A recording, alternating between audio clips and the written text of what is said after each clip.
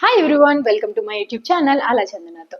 So ఇప్పటికే applications అనేవి start చేయడం జరిగింది. సో అప్లై చేస్తున్నప్పుడు మనకి మెయిన్గా మీరు ఆల్రెడీ తమ్నేల్లో చూసారు. ఫస్ట్ క్వశ్చన్, ఏ ప్రిఫరెన్షియల్ కేటగిరీలో వేటిని సెలెక్ట్ చేసుకోవాలి అనేది చాలా ఎక్కువ కన్ఫ్యూజన్ గురవుతున్నటువంటి క్వశ్చన్. యాక్చువల్గా ఫస్ట్ వాట్ ఈస్ మేనేజ్మెంట్ అనేది తెలుసుకోండి.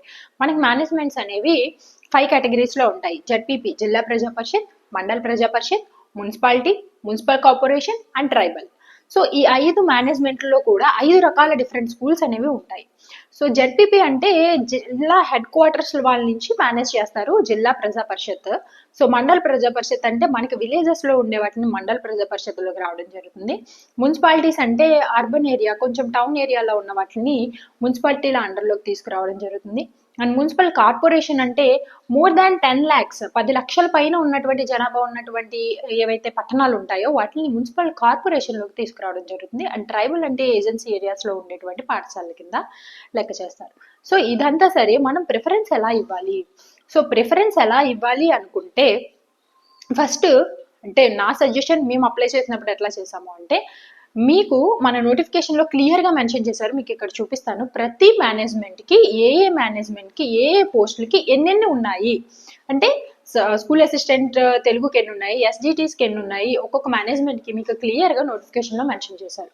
సో మీరు వాటిని ఒక్కసారి జాగ్రత్తగా పరిశీలించి హైయెస్ట్ నెంబర్ ఆఫ్ పోస్టులు దేనికి ఉన్నాయి, మున్సిపల్ కార్పొరేషన్కి ఉన్నాయా, లేదా జడ్పీపీ ఎంపీపీకి ఉన్నాయా, లేదా ట్రైబల్కి ఉన్నాయా, ఇలా చెక్ చేసుకోండి. సో దాని ప్రకారం మీరు ప్రిఫరెన్స్ ఇవ్వాలి. సపోజ్ మీ డిస్టిక్లో జెడ్పీపీ ఒక 400 ఉన్నాయి అనుకోండి, SGT for example. ZPP MPP 400 ఉన్నాయి. మున్సిపాలిటీల్లో 120 ఉన్నాయి. ట్రైబల్లో ఒక 40 or 30 ఉన్నాయి. సో మీ ప్రిఫరెన్స్ ఎట్లా ఉంటుంది? జెడ్పీపీ ఎంపీపీ ఫస్ట్ ఇచ్చుకుంటారు, next municipality, municipal corporation, and ఫైనల్గా మనకి ట్రైబల్ ఇస్తాం. సో ఇది మీ యొక్క ప్రిఫరెన్షియల్ కేటగిరీ అనేది ఇలా ఉండాలి. సో ఇవి ఎందుకు అడుగుతున్నారు అంటే, ఫస్ట్ ఒకవేళ మీరు మెరిట్ లిస్ట్లో ఉన్నప్పుడు మీకు పోస్ట్ కేటాయించే టైంలో మీరు టాప్ ప్రిఫరెన్స్లో ఇచ్చినటువంటి ఏదైతే మేనేజ్మెంట్ ఉంటుందో ఆ మేనేజ్మెంట్లో పోస్టుల్ని మీ యొక్క మెరిట్తో ఫిల్ చేయడానికి ట్రై చేస్తారు. ఇన్ కేస్ ఈ పోస్ట్ ఫిల్ అవ్వకపోతే నెక్స్ట్ కేటగిరీకి వెళ్తారు, అది ఫిల్ అవ్వకపోతే నెక్స్ట్ కేటగిరీకి వెళ్తారు. సో ఈ కేటగిరైజేషన్ కోసం ఇప్పుడు మీ నుంచి ప్రిఫరెన్స్, ఇది ప్రిఫరెన్స్కి సంబంధించి. అండ్ క్వశ్చన్ నెంబర్ 2, మనం 2 డిస్టిక్లో అప్లై చేసుకోవచ్చా? ఇక్కడ అందరి క్వాలిఫికేషన్స్ ఒకలా ఉండవు. కొంతమందివి డిప్లొమా అయిపోయి ఉంటుంది, అలాగే టీటీసీ అయిపోయి ఉంటుంది, అండ్ బీఈడి కూడా అయిపోయి ఉంటుంది. ఇట్లా ఉన్న వాళ్ళు మోర్ దాన్ 2 పోస్టులు 3 పోస్టులకు అప్లై చేసుకోవచ్చు. 3 పోస్టులు ఏంటి అంటే, స్కూల్ అసిస్టెంట్ ఉన్న వాళ్ళు school assistant maths, school assistant physics and టీజీటీకి కూడా అప్లై చేసుకోవచ్చు. అలాగా మోర్ దాన్ 1 పోస్ట్ అంటే అర్థం వాళ్ళ దగ్గర క్వాలిఫికేషన్ ఉండి మోర్ దాన్ 1 పోస్ట్కి అప్లై చేసుకోవడానికి అవకాశం ఉంటుంది వన్ త్రూ ద అప్లికేషన్లో. ఆర్ ఎల్స్ వేరే డిస్టిక్లో మనం అప్లై చేయడానికి అవ్వదు, ఒక డిస్టిక్లో మాత్రమే మనం అప్లై చేసుకోవాలి. ఇన్ కేస్ నా డిస్టిక్లో నేను అప్లై చేసుకోను, పక్క డిస్టిక్లో అప్లై చేసుకుంటాను అంటే అది మీకు నాన్ లోకల్ క్యాడర్లోకి వెళ్తుంది. కాబట్టి మీరు అప్లై చేసేటప్పుడు మెయిన్ లొకాలిటీలో అప్లై చేసుకోవడానికి ట్రై చేయండి. లొకాలిటీ అనేది మీ యొక్క స్టడీ సర్టిఫికేట్స్ ఆధారంగా, వాళ్ళు రెసిడెన్సీ ఆధారంగా నిర్ణయించడం జరుగుతుంది. కాబట్టి దాన్ని బేస్ చేసుకుని మీరు లోకల్లో అప్లై చేసుకోవడానికి ట్రై చేయండి. సో దట్ మీకు రిజర్వేషన్ ఎక్కువ ఉంటుంది, నాన్ లోకల్ పర్సంటేజ్ అనేది రిజర్వేషన్ తక్కువ ఉంటుంది కాబట్టి.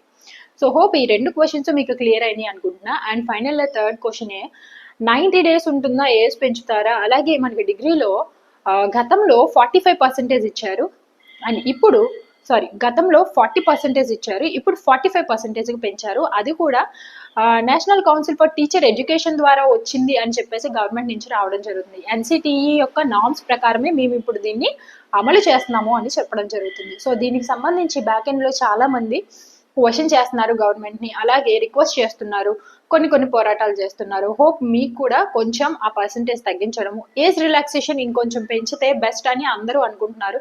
మేబీ గవర్నమెంట్కి కొంచెం ఏమైనా దీనిపైన సానుకూలంగా ఉంటే దీని గురించి ఆలోచించే అవకాశం ఉంటుంది. ఇంకా టైమ్ 90 days అని చాలా మంది అడుగుతున్నారు. ఎందుకంటే అందరి సిచ్యువేషన్స్ ఒకలా ఉండవు.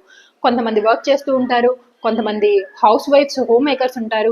బ్యాచులర్గా ఉండి చదివే వాళ్ళ పర్సంటేజ్ కంటే ఈ రిమైనింగ్ 2 కేటగిరీల్లో ఉండే వాళ్ళ పర్సంటేజ్ ఎక్కువ ఉంటుంది. కాబట్టి వాళ్ళకి ప్రిపరేషన్ కొంచెం హార్డ్ అవుద్ది, ఎందుకంటే హోల్ టైం వాళ్ళు ప్రిపరేషన్ మీద పెట్టలేరు. కాబట్టి ఇలాంటి వాళ్ళే ఎక్కువ ఉన్నారు. కాబట్టి ప్రిపరేషన్ అనేది హార్డ్గా చేయడానికి వాళ్ళకి టైం సరిపోదు అన్న ఉద్దేశంతో ఎక్కువ మంది 90 days అడుగుతున్నారు. In case by the God grace 90 days ఇచ్చారు అంటే ఓన్గా ఎలాంటి బర్డన్స్ లేకుండా ప్రిపేర్ అయ్యే వాళ్ళు ఎక్కువ ఫోకస్తో ఇంకా ఎక్కువ టాప్ రావడానికి ట్రై చేయండి. రిమైనింగ్ ఎవరికైతే 30 డేస్ 45 డేస్ చాలకుండా 90 డేస్ ఎక్స్టెండ్ చేసి ఇస్తే వాళ్ళు ఆ 90 డేస్ చాలా ప్రీషియస్గా వాడుకోండి.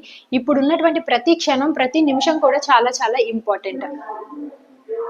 తోనో ఏవో నెగిటివ్ థాట్స్తోనో సర్టిఫికేట్స్ కోసమో ఇంకోటో ఇట్లా కంగారు పడుతూ ఉన్న టైంని దయచేసి వేస్ట్ చేయదు. నా సిన్సియర్ రిక్వెస్ట్ మీకు నా నుంచి. ఎందుకంటే ఈ ఛాన్స్ మళ్ళీ మళ్ళీ రాదు. సుమారుగా 7 సంవత్సరాల తర్వాత వచ్చినటువంటి ఒక బంపర్ ఆఫర్ లాంటి జాబ్స్ ఇవి. సో దయచేసి నా రిక్వెస్ట్, టైం వేస్ట్ చేయొద్దు.